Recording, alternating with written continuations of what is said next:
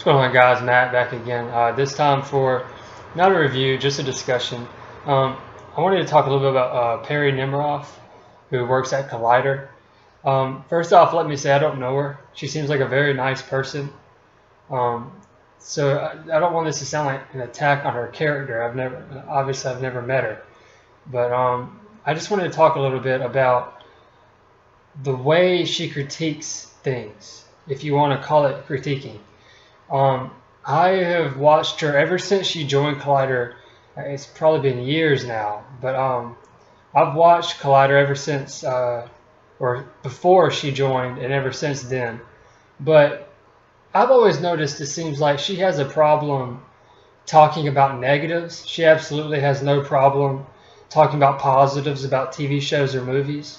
And this is something that's kind of irked me for a while.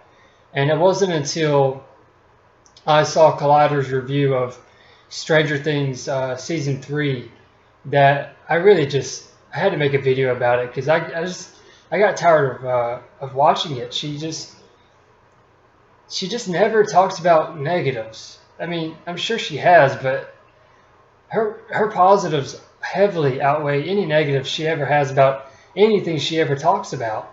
But I'm going to show a clip here in a little second where it's her, Josh McCouga, and I think his name is Thad Williams. They all work for Collider, and they're reviewing Stranger Things 3.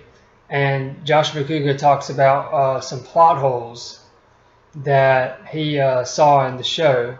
And you'll see Josh McCouga has no problem talking about negatives when he reviews shows. But when he mentions, you'll see in this clip in a second, when he mentions the plot holes he found in this show, you'll see Perri even cringe at the idea of him even bringing up plot holes, even though they're doing a review and they're supposed to be critiquing a show. You're not supposed to be cringing at someone bringing up negatives they have.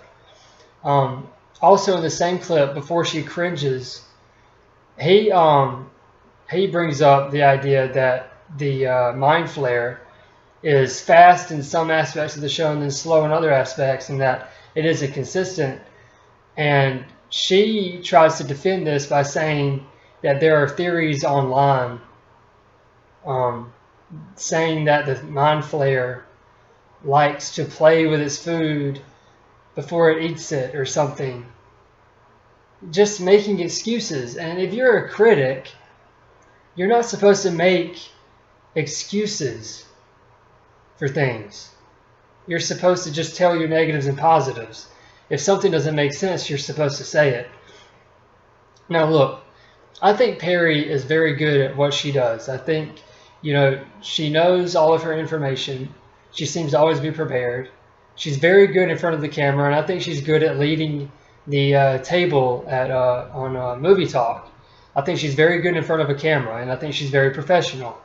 But I do not think that Perri Nemiroff is a critic. I think Perri Nemiroff is a promoter, and I stand by that wholeheartedly. She never seems to have any negatives, but I want to go ahead and get into this video. I'm going to go ahead and play it in 3, 2, 1.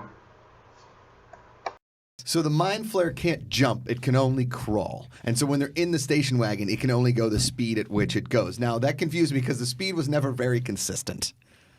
That's why I have a problem with potholes sometimes. They're like, oh, we can outdrive it now? Oh, but it can get to the mall real quick. But then it doesn't attack the town. It just attacks the trees. And then because all at once is 11. I get that. I totally understand that. Yeah. But it really takes its time sometimes to get places. That's fair. That's fair. It did take a long time to get from the cabin to the mall. Totally. But then was chasing them down in the car pretty quickly. Correct. And away from 11 because 11 was still at the... Right. And if it knew where 11 was... 11 was in the car? No. Injured 11 was not. 11, Max, and Mike were in the mall because they went through the gap. Yeah. Right. So it left 11 after being only focused on 11 to chase the car. Correct. Well, I think it was thinking that it might have been with the kids in the car. No, because 11 got injured and I thought they put her in the back seat. I thought they put her in the rumble seat. I'm getting very confused. No, see here, that's why I'm saying. I thought they put her in the rumble seat because then when Billy rammed the car. When the kids woke up, like when Max and well, the car goes away and the Mind Flayer chases it way before Billy gets to them in there. Yeah. But that's the thing, too. Because then they also have to turn around and come back in order to save the day with the fireworks. Right. And why didn't the Mind Flayer, if you will, know that Elle was still in there if the entire show he was chasing down Elle? I had read some theories online that the Mind Flayer also has like a play with its food kind of vibe. You know, it wants to play with its target and manipulate it a little before it actually goes in for the kill. Got it. Again, these are plot holes that's why I didn't love those parts of it, because That's I was fair. like, Okay, so as you can see, it seems like if you watch that clip, it feels like Josh and Thad are there to review and critique the show while Perri is there to defend it. Now, you can even see in her body language, as they're talking about problems, she's just kind of looking down like this. And then she keeps making excuses for things that happen. Now, in this next clip I'm going to show you, Josh is discussing his problem he had with the, what's her name? The love interest for Steve. I'm drawing a blank on her name right now. But her being a lesbian, he wanted Steve and her to hook up and be a couple and everything. And he's showing his displeasure and that not happening. Now, what you'll hear is Perri get very defensive about this, and she doesn't seem to very much like that Josh didn't like that part of the show. Now, let me say, if you want to make a lesbian character, that's fine. But you'll hear in this clip, Thad says that they changed her character mid-show. So halfway through the show, she's straight. And then the second half, she's a lesbian. And you can feel that. I felt it when I watched it because when Steve and her are tied together in the chair and they fall over, she talks about how obsessed she was with him, right? Which tells the audience that, oh, she had a crush on him in high school and he never knew. Well, then later, I think in maybe the next episode, she reveals that she was obsessed with him because a girl that she liked him, which it makes zero sense, absolutely zero sense. If you're jealous of someone because the person you likes them, you're not obsessed with the person that she likes. You can feel in the writing them trying to course correct to try to make her a lesbian. Like I said, you want a lesbian character, that's fine, but you need to stay consistent. You don't need to change a character's sexuality between episodes of a show. That's just not good writing. Full stop. That's not good writing.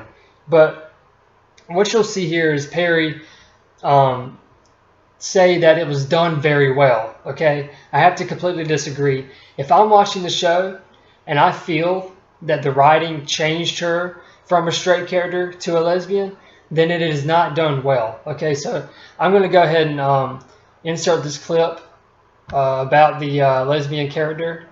I wish I could remember her name, but I'm going to go ahead and insert it in 3, 2, 1. This was his whole effing season. Everything that revolved in the show went through Steve. He did it. They infiltrated the Russians along with Ethan Hawke and Uma Thurman's daughter. Yeah. I had no idea incredible. she existed on the planet. Yeah. She was awesome. Robin Very dynamic. was so good. I don't care about whatever. I wanted them to get together. I did not like the gay storyline. I really didn't. Really? I wanted her and him. You wanted them to. I wanted them to be That's fair. together at the end of it. That's the beauty of it. I mean, that to me says it works because you're supposed to be rooting for Steve to kind of get the opportunity to finally walk off into the sunset with someone he really cares about, especially with everything that happened between him and Nancy. And then all of a sudden, like a very real reality that's true for another character puts like a roadblock there for him. Explain more. It has the intended effect. What do you mean it has the intended effect? As in you are rooting for Steve to get the love of his life. Correct. But then something subverts your expectations that you have come to know in shows like this. I didn't want to be subverted. I wanted. Well, that's unfortunate for you. It's a beautiful truth for that character that's that comes across very clearly and very well and very strongly, and it makes her a far richer character than most of the other ladies we've seen in the show. Yes. Sort of. I think the richer nature of her is that she's very, very smart, and she's very, very funny, and she's very, very sarcastic. And she's very, very much her own person, and she's like a character that I've seen on TV that I don't really get to see very often. I mean, I guess. I want Steve to win with her. I mean, they won, but at the end of the day, he still is just like, he's still Steve and single. I wanted Steve... they could still be friends, and Steve can still find someone else. I mean, I get it. But again, I wanted the love to happen. That's me. Well, and it's interesting because I was reading that was not in the script originally, and it was only planned like 4 or 5 episodes into filming when they decided to make that decision, according to Maya Hawke. Okay. So it wasn't originally the plan was they were going to get together. Okay. So as you can see, Perri is extremely defensive of what Josh has to say about the gay storyline. You also hear her say that it comes across very clearly, very well, and very strongly, which is just incorrect based on what Thad Williams tells her in a minute about how Mia Hawke, the actress who portrayed that character, said that they didn't even think of making her a lesbian until halfway through the show. And you can absolutely feel that when you watch the show. Like I said earlier, they tried to change gears while the show was going. If you want to introduce a lesbian character, that's fine. Just stay consistent. That character is clearly straight for the first half of that season. But, yeah, look, Perri, I'm sure she's a great person. She seems like a very nice person. Like I said earlier, she's good at what she does. She's good in front of the camera. I just don't think she's a good critic. I think she's a promoter. All she ever does is promote stuff. That's all she ever does, is talk about positives. Very rarely, I won't say never, but very rarely, she'll say her negatives. But she just keeps it way too positive for me. You know, Comic-Con was this weekend, and I subscribe to the Collider Video channel, and constantly there are videos popping up on my subscription feed of, you know, what Collider thought of this or that, Terminator or whatever. And if the video had Perri in it, I didn't watch it because I knew that it was just going to be her kissing its ass. So, you know, I really wish that I could... The only thing I watch on Collider anymore is Collider Jedi Council and Rule of Two. And occasionally I'll watch some clips from Collider Live, depending on the topic that they're discussing. But I just cannot watch videos of Perri anymore. I can't do it. I don't feel like I'm getting anything out of it. I feel like I might as well just watch a movie trailer or watch the director or whoever's involved in the movie talk about the movie. Because watching her, I don't feel like I'm watching a critic. She isn't critical. So, look, that's my video on Perri Nemiroff. I'm sure people are going to think I'm attacking her or whatever. I'm not. This is just my opinion on her ability to critique a film. She's a promoter. She's not a critic. If you disagree, if you agree, let me know in the comments below. Please like this video. Excuse me. Please like this video. Please subscribe. Hit that notification bell for future videos, and y'all have a good one.